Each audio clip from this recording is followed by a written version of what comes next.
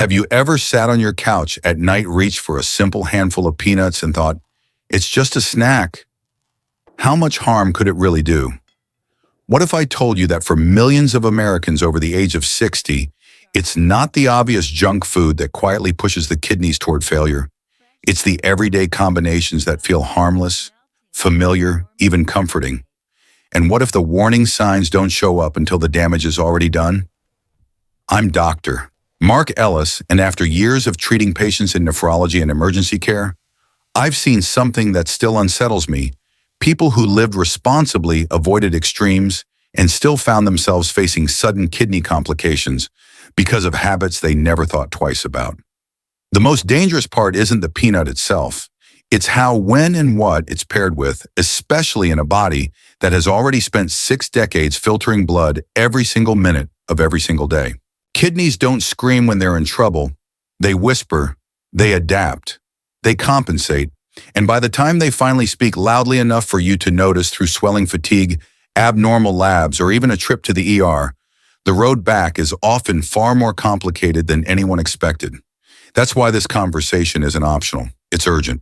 In the next few minutes, I'm going to walk you through 3 common peanut pairings that may be silently overloading aging kidneys across the United States, explain exactly what happens inside your body from a physiological standpoint, and most importantly, show you how to adjust these habits in a way that protects your health without stripping away every small pleasure from your life. Because this isn't about fear, it's about awareness. And once you understand what's really happening beneath the surface, you'll never look at that harmless snack the same way again. Let's start with the combination almost nobody questions, and that's exactly why it's dangerous: beer and salted peanuts. It looks harmless. It feels normal. It's Friday night, the game is on, you crack open a cold one, grab a handful of salted peanuts, and tell yourself it's just a small reward after a long week. But physiologically, this pairing is a double assault on aging kidneys, dehydration on one side, sodium overload on the other, and together they create a perfect storm inside your bloodstream. I once treated a 64-year-old patient who insisted he wasn't a heavy drinker. 2 beers a night, a bowl of salted peanuts, no fast food, no smoking, responsible by most standards. Until one evening he showed up in the ER with swelling in his legs, shortness of breath, and almost no urine output. His blood work revealed acute kidney injury. What happened wasn't dramatic in the moment, it was cumulative stress that reached a tipping point. Here's the science behind it, and this is where it gets serious. Alcohol suppresses vasopressin, the hormone responsible for conserving water. That means your body flushes out more fluid than it takes in. You may feel relaxed, but your kidneys are scrambling to maintain blood volume. Now add salted peanuts. Sodium pulls water into the bloodstream, raising blood pressure and increasing vascular resistance. In younger kidneys with strong nephron reserves, the body can compensate. But after age 60, kidney perfusion, the blood flow that feeds the filtration system, becomes more fragile.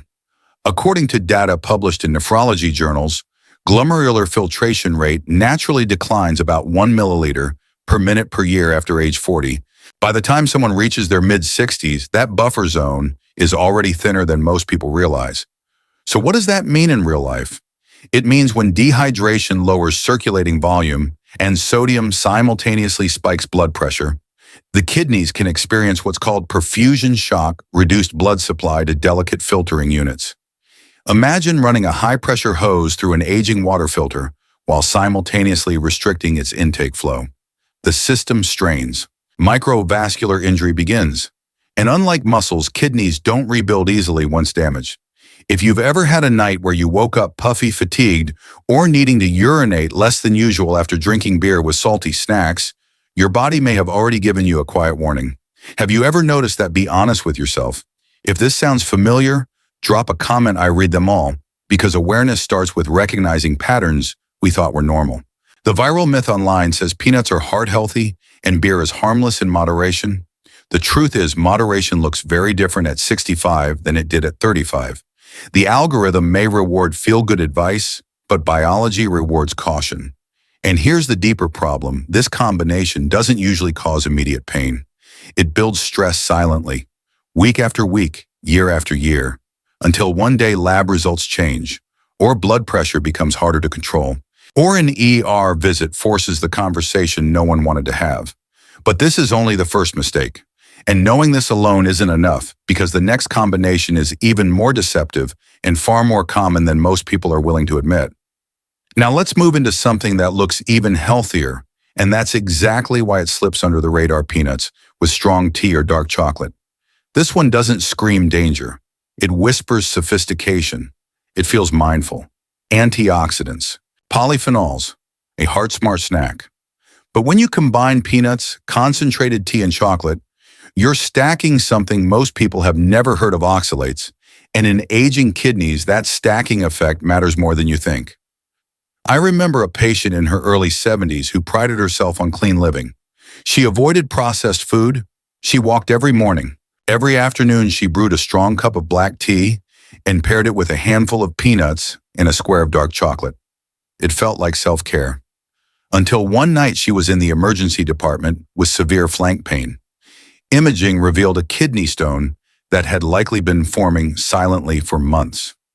Here's what was happening beneath the surface. Peanuts naturally contain oxalates. Strong tea is one of the highest dietary sources of oxalates. Dark chocolate, also rich in oxalates. Individually, these may not overwhelm a healthy, well-hydrated kidney, but together, especially in someone over 60, they can create a biochemical stacking effect.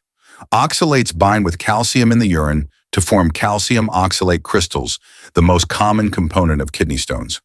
According to data from the National Kidney Foundation, roughly 80% of kidney stones in the United States are calcium oxalate based. But the part that often gets ignored is hydration. As we age, our sense of thirst diminishes. Many older adults simply don't drink enough water, not intentionally but neurologically. When urine becomes more concentrated, crystals have a greater chance of clumping together. Think of it like sediment in a shallow stream versus a fast-moving river. In concentrated urine, there's less dilution, more opportunity for crystals to stick, and once they form, they don't dissolve easily. This is where the algorithm myths online get it wrong. You'll see viral headlines praising dark chocolate antioxidants or tea's anti-inflammatory effects. And yes, context matters, but your kidneys don't process trends, they process chemistry. If you've ever had a period in your life where you barely drank water, but consumed a lot of tea or snack foods, pause for a second. Does that pattern sound familiar? Drop a comment if you've ever underestimated your water intake. Awareness changes outcomes. The most dangerous part: kidney stones don't always announce themselves immediately. Many form quietly. Some sit there growing until one day they move, and that pain is unforgettable. Others don't cause dramatic pain, but slowly obstruct flow, increasing pressure inside the kidney. Over time, repeated stone formation can scar delicate tissue. So what's the smarter approach without eliminating everything you enjoy? Balance and spacing. Avoid stacking high oxalate foods in the same sitting. Don't pair concentrated tea with peanuts daily. Increase hydration intentionally, not passively. Even small adjustments, spreading intake out, choosing lighter tea, adding extra water, can shift risks significantly. But wait, this next one is even more dangerous because you can't see it. At least stones hurt. At least dehydration makes you feel off. The third combination works in silence, and by the time lab numbers rise, damage may already be underway. But knowing this alone isn't enough, because there's an invisible factor that may be even more dangerous than oxalates. And this is where the conversation turns from uncomfortable to urgent, because the third combination doesn't cause immediate pain, doesn't send you to the ER overnight, and doesn't even show obvious warning signs at first. It works quietly, biologically, and over time: moldy peanuts with refined white bread. It sounds almost trivial. A slightly stale bag of peanuts. A faint smell that you convince yourself is probably fine. Toast it a little. Pair it with soft white bread. Nothing dramatic. But what many people don't realize is that improperly stored peanuts can develop aflatoxin, a powerful fungal toxin produced by Aspergillus species. And aflatoxin is not just a mild irritant, it is one of the most studied, naturally occurring toxins linked to liver damage worldwide. I treated a 68-year-old man who had no history of heavy alcohol use, no viral hepatitis, and no major metabolic disease. Yet his liver enzymes began creeping upward over several months. He insisted his diet hadn't changed much. When we reviewed his routine more closely, he admitted he hated wasting food. He kept older peanuts in the pantry even when they smelled slightly off. He would toast them and eat them with white bread as a quick snack. It seemed frugal, responsible, sensible. But aflatoxin doesn't disappear when heated at home temperatures. It survives. And once inside the body, it primarily stresses the liver. Now here's where the kidney connection becomes critical. When the liver is compromised, detoxification pathways weaken. The burden shifts. Metabolic waste products circulate longer. The kidneys, already aging and filtering blood every minute of the day, now face an additional biochemical load. Add refined white bread to the equation and you introduce another mechanism: rapid blood sugar spikes. Refined carbohydrates are absorbed quickly, causing glucose surges that trigger insulin spikes and inflammatory signaling in blood vessels.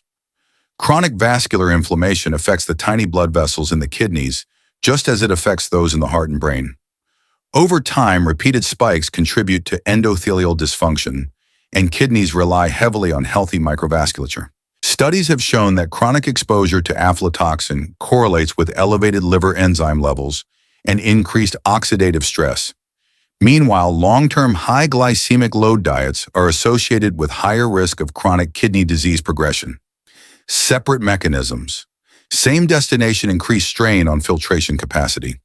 What makes this combination especially dangerous is that there is no dramatic early symptom, no sudden pain like a kidney stone, no obvious dehydration like after alcohol, just gradual lab changes, slight fatigue, maybe a subtle shift in digestion, and by the time creatinine begins to rise or liver markers spike significantly, months, sometimes years have passed. If you've ever told yourself it's still edible or I don't want to waste it, pause here. Saving pennies, losing years. That's not fear-based messaging. That's physiology. The viral wellness world talks about superfoods, but no one talks about storage conditions.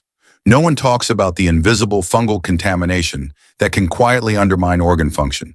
And when you combine toxin exposure with repeated blood sugar spikes, you create a silent synergy: liver stress, feeding kidney stress, vascular inflammation, amplifying filtration strain. Here's the hard truth: kidneys rarely fail overnight. They erode under pressure, and this kind of pressure is cumulative. But understanding mold and sugar spikes alone isn't the full picture, because there's one more biological threshold most people don't consider, and crossing it can determine whether someone maintains stable kidney function or faces something far more permanent. But knowing this alone isn't enough, because there's an even more dangerous variable most people never test for until it's too late. If you've stayed with me until this moment, I want you to understand something important. This conversation is not about fear, it's about empowerment. Your kidneys are not fragile by default. They are incredibly resilient organs that work for you every single minute of your life. But like any system that has worked faithfully for decades, they need awareness, balance, and respect. The good news is this: small adjustments make a big difference. You don't have to eliminate every pleasure. You don't have to live in restriction. But you do need to be intentional. Be mindful about alcohol and sodium together. Avoid stacking high oxalate foods without proper hydration. Never ignore signs of spoiled food. And most importantly, get your labs checked regularly. Know your creatinine, your estimated GFR, your blood pressure. Prevention is quiet, but so is early damage. If this information helped you see your habits differently, I encourage you to save this video so you can revisit it later or share it with someone you care about. These are the kinds of health conversations that can truly change outcomes when heard at the right time. And if you want clear science-based medical guidance about kidney health and aging, without hype, without fear tactics, make sure you subscribe to the channel and turn on notifications. I regularly share updated evidence-based insights to help you protect your kidneys and maintain long-term vitality. Your future health is not decided in one dramatic moment. It is shaped by small, repeated choices: what you eat, what you drink, what you ignore, and what you decide to learn. And the fact that you're here listening tells me you care about those choices. Take care of your kidneys today so they can take care of you tomorrow. And remember, healthy aging isn't about perfection. It's about awareness, consistency, and the courage to adjust before it's too late.